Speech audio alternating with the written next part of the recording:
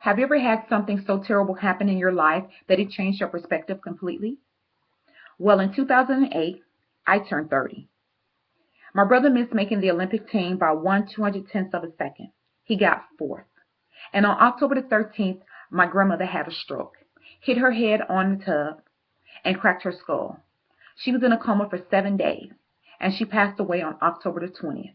At that moment, life changed for me. My grandmother was my best friend, you see. I remember having surgeries, and she was here. I remember late night phone calls talking about nothing, and that was no longer going to happen. At this point in my life, I had lost my faith in God. It took me almost 2 years to have faith in God again. I had to stop grieving and I had to start living.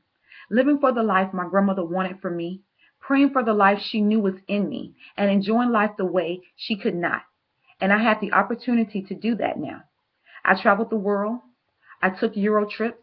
I met interesting people while trying to restore my faith in God. She would always say, we turn our back on him, but he never turns his back on us. I remember telling my grandmother that she had to live so that I could introduce her to my kids one day. And I would never forget that she said, I may not be here when you have them. And I would tell her, don't say that. But she knew more than I did.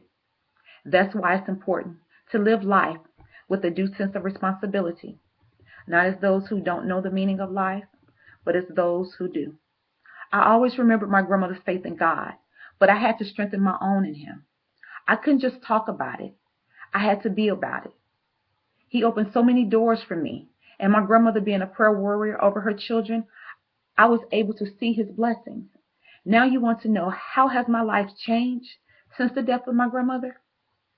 Well, in 2012, my brother won the gold medal. He also got the world record in the 110 high hurdles, may I say.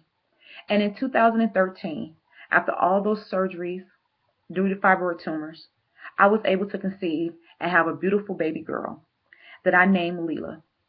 That was my grandmother's mother's name. And I dedicated my child to my grandmother because she loved me and I loved her very much. Because in order for life to happen, we have to step out on faith and be responsible for our actions. You see, my actions could have totally went the opposite way, but I chose life the way my grandmother wanted me to. It was not all peaches and cream getting there. And I'm not where I used to be, but I'm closer to where I ought to be. And I thank her for that.